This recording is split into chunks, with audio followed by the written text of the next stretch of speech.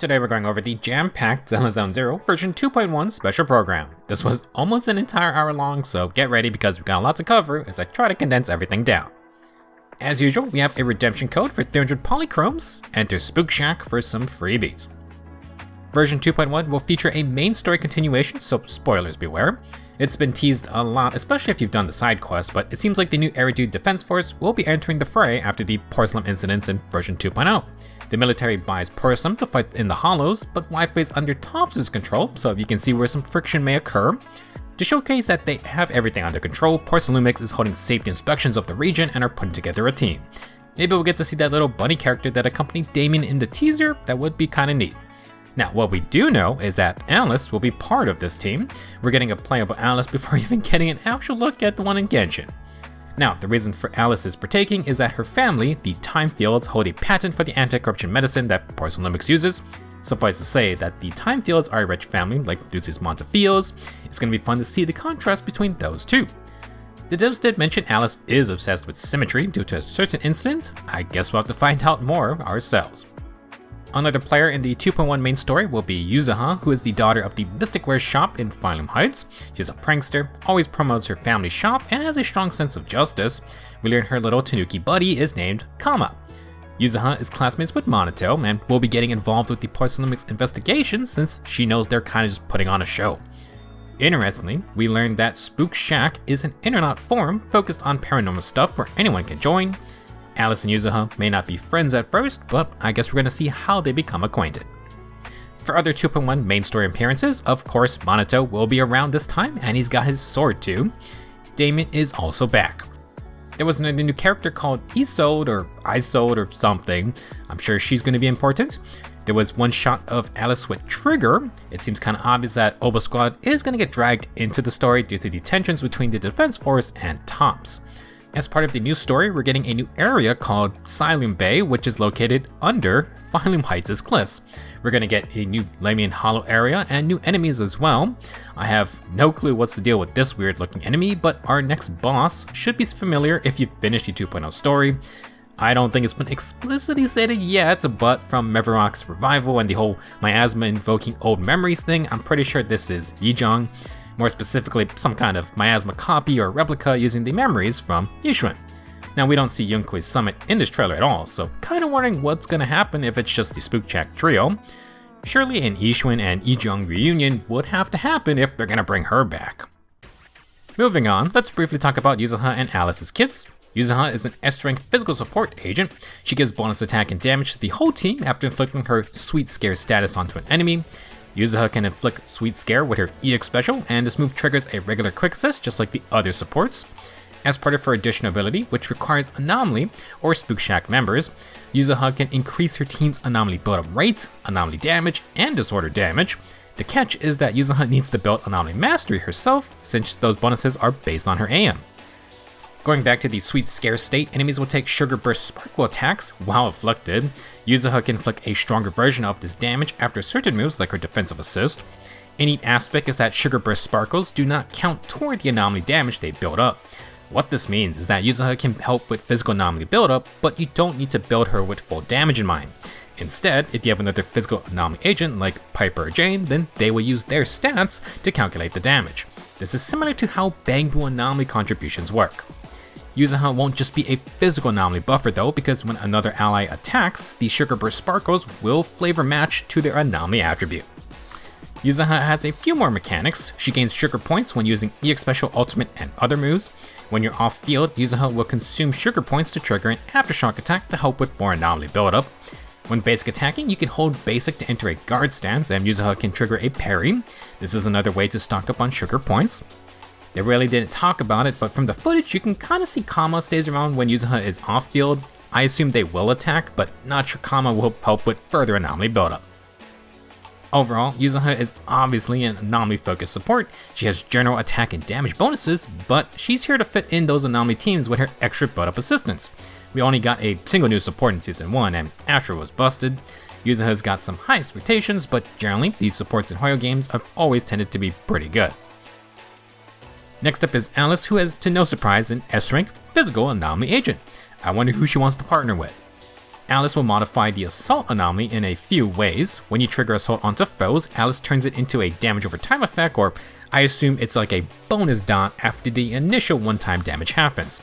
If you can trigger Disorder, then Alice will also increase the Disorder damage off that Assault. Now when attacking, Alice will build up Blade Etiquette, and when fully charged, she can unleash the sick Starshine Waltz attack in a very Miyabi-esque fashion. The final hit of this move triggers a unique Polarized Assault. Basically, it's an extra Assault proc, and it can trigger Disorders even off the regular Assault anomaly. Interestingly, Alice can use Starshine Waltz, then swap off field. While the attack finishes, she will still trigger Polarized Assault and Disorder from off field. Alice can gain Blade Etiquette in a few ways, but it seemed like her EX special granted a lot. Alice also seemed to have two EX specials. One's kind of like a straightforward thrust, while the other is a back hop with some slashes. She is invulnerable during both versions and can trigger a perfect dodge just for extra flair. Alice's ultimate seems to grant a lot of Blade Etiquette. It does seem like a go-to burst damage combo will be to do one Starshine Waltz, then ultimate and some EX specials to get a second Starshine Waltz after that.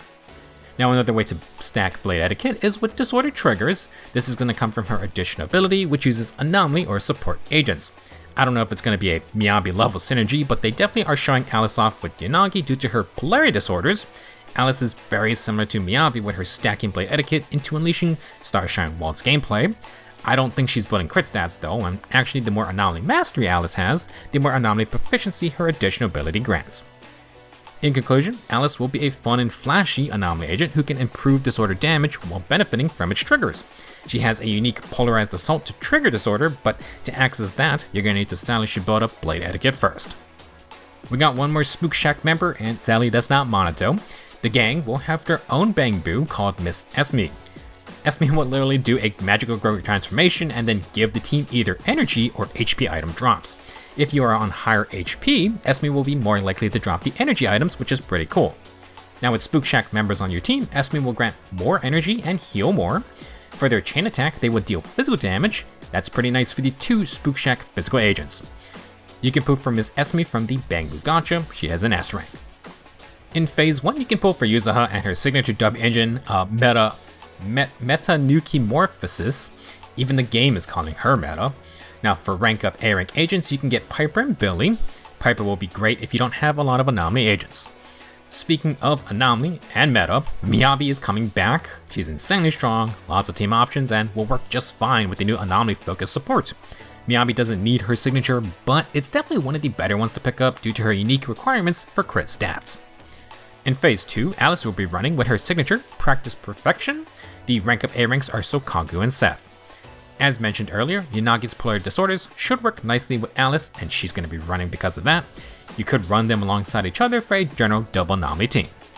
Yanagi also has insane synergy with Miyabi. I am curious how Alice and Miyabi will work as well. Some extra notes, Phase 2 will last for 4 weeks instead of the standard 3. Good luck with your pools. Alrighty, now onto the main event of version 2.1. As a game centered around television and movies, ZZZ is pretty much required to have a beach episode. 2.1 is that episode. During the flagship event, we're heading to the Fantasy Resort, and its story takes place right after the main story of 2.1. This will be the first time Alice properly joins Spook Shack with Yuzuha and Monato. Belle and Wise will be joining them for a proper vacation, although the resort's been having some spooky happenings lately. Summer plus horror is a classic trope. Let's hope our characters aren't in a slasher film. Now to celebrate, our characters are dressed for the occasion. Belle and Wise are yet again getting another new outfit. Is this really the same Hoyo? Well, to start off, the Faith and outfits will once again be free, but you must participate in the summer event. After 2.1 ends, these outfits will go on sale like the other outfits. I think we can safely say that all that Yunkoi Summit training seems to be paying off. As for Yuzuha and Alice, they are both getting new swimsuits as well. Even Kama gets a jacket and visor. You will need to pay for these from the start with monochromes, but like the previous outfits, they should be on sale for cheaper during version 2.1. After the event is over, they're going to cost more, but you should be able to purchase them at any time. For the summer event, our crew will be helping out with the resort with various promotions and activities. One event is called a surfing minigame, although I don't think that's how surfing actually works. Help Alice collect items and dodge obstacles with various skills. You even have multiple surfboards to earn with different buffs. Next up, Yuzuha showcases her skills with a shooting gallery type minigame. Take aim with different ammo types and adapt to the situation. For Bell and Wise, they are once again in charge of fishing. Fishing is back with quality of life improvements, new fish, plus fishing mechanics, and you can fish alongside Alice and Yuzuha. They specifically mention going on dates once you hit a certain point. Now you can view your catches in a new aquarium, that's cool. You can also now sell fish and buy new fishing rods plus decorations for the aquarium. For those who aren't angling fans, Fairy can set you up with an auto catch feature. I do think it's more about getting free fish while you're logged off though. The summer event will feature more agents and friends, so be sure to participate. I'm curious if the entire beach venue means we could get more summer events in the following years. I mean, if they want free money, more swimsuits will definitely do the trick. Let's talk about the other events in version 2.1. Bellion's been overworked at the temple, so it's running away to become a chess master. For those playing Genshin, this event will be familiar because ZZZ is also getting an auto chess mode. Of course, we're getting a Bang Boo version. In addition to regular AI story matches, there's going to be ranked PvP. If you enjoy auto chess games, this event is for you. There will be a new title and dynamic wallpaper to earn. Next, as previously mentioned, the Battle Tower is getting updated. If you want the current titles and bragging rights, you're going to have to finish those before 2.1 because we're getting a new limited time challenge mode. This version will be different in that there are rankings based on techniques. Use certain moves and certain actions to gain more points, and there's going to be global rankings if you want to show off. In Hollow Zero, Ishwin, Jufufu, Alice, and Yuzuha will get perpetrator battles. These are the agent-specific fights using their Hollow Zero gear. There will also be more team combat stages as well. Next, the Spook Shack trio will investigate rumors of a ghost ship. This combat event uses the side-scrolling view like in Lighter's version. Similarly, there are event-specific mechanics like Alice just having an actual parry. In JoJo's Space Mystery, the Faith and siblings will explore Lemony and Hollow more to investigate something about aliens. Sounds a bit bizarre. Back on the beach, the puzzle event is back. Unless Purple Lisa, it will challenge you to put together some fun images. Legends of the Marvelous Fish Stall seems to be a login event similar to the Shell events. Check in, spend your battery, and then get free stuff for it. Speaking of freebies, as usual, we're going to be getting 10 encrypted master tapes and 10 boopons just for logging in.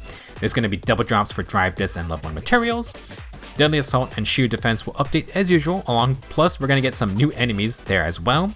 Deadly Assault is also getting some UI quality of life changes so you can see your score on the main menu. Plus, they're going to be adding rankings if you do manage to 9-star the bosses. Next, we got lots of optimizations and more quality of life fixes. Version 2.0 had a lot of keybind changes, especially on controller. If you were using customized controls, they are expanding your options now since I know some people had some issues with the changes. They're also adjusting the sensitivity on the menu radial wheel. For navigation, the minimap is getting a little dotted line to mark objectives. It also even splits off and has color-coded lines. For the action navigation screen, they are adding a pinned function. Just like your agents, you can pin whichever location you visit the most for easy access. There will also be adjustments to the actual list of teleport locations. The more used ones will now be at the front. For example, at Phylum Heights, you usually log in and go to Ashuo for Bertrand readings first. Next up, Sweepin' Tempo is getting updates. I literally just put out a guide less than a day ago, and it's already outdated. Not in a bad way though, because most of this is just a lot of quality of life fixes. For example, when you're crafting, the price will now be listed on the left side. The sorting will be changed to only pin currently crafted items at the top. When you go into the crafting screen, if you were able to get more materials, you no longer need to adjust it. The game's just going to set it to the new max amount. An amazing change is that when you want to go to Good Goods to buy more materials from a menu, the game will now open the shop at that specific material. No more navigating back and forth. A new actual addition to the Sweepin' Tempo is that there are 3 more accessories to earn. Time to get back on the grind if you want more fashion options. Not Sweepin' specific, but the outfit menu will now allow you to zoom and turn the character. This is for those of you who want to see the new outfits better before you start buying. On to more changes. Notorious Hunt now lets you start the fight without buffs. I mean, sure, why not? In the Primer tab, they're updating the Proxy Legends section with easier requirements for the old trials, and they're adding a new trial number 10. If you're a longtime player, this should just be free stuff. Under the Errands tab, they are shifting around some of the objectives for faster navigation. In the Agent Selection screen, they are optimizing the sorting system to group factions together. The game will still sort based on level and favorited agents though. Onto the technical side, they did mention improving the file compression for the game more. More storage space for everyone is always good. Now the next announcements were for real world events. HoyoFest 2025 will have ZZZ booths in Singapore, Malaysia, the Philippines, Indonesia, Thailand, and Vietnam. They'll have some freebies and events, so have fun. From August 20th to 24th at Gamescom, ZZZ will be joining the other Hoyo games. Again, more exclusive stuff will be available. The end of the video contained a heartfelt message from the dev team, and as appreciation for the players, we are getting 1600 polychromes. I think this is also acting as an actual first anniversary gift because if you didn't know, July 3rd or 4th is ZZZ's real anniversary day. The game launched a year ago, and in true movie fashion, they even had a little credits roll to officially wrap up the first year. But wait, there is one last surprise. Zenless Zone Zero's producer, Jinyu Lee, created a little AMV style video to celebrate the first year, a very nice gesture from the producer who is undoubtedly very busy. You can watch the video on the official channel, but somehow people spotted some hidden messages throughout. They read ZZZ and then, "Thank you for staying with us." Besides the nice message, these are actually redeemable codes for 20 polychrome each. With the 300 polychromes from Spook Shack and then the 1600 polychrome gift, you can now get a nice and even 2000 polychromes right now for free. Version 2.0 was a big update, and yet 2.1 is also another big update. Beach episode after the main story, which I'm sure is going to be very wholesome. Back-to-back updates with new outfits is like a world-ending event. As someone who's been playing Hoyo games for the past 5 years now, I'm still trying to process that Bell & Wise got new outfits in the current update, and now they're getting another new one. All in all, looking forward to version 2.1. Be sure to redeem those codes and maybe start working on your tan because in a couple weeks, we're going to hit the beach. Thank you for watching, and I too appreciate you for watching my videos for the past year. I hope to see you in the next one.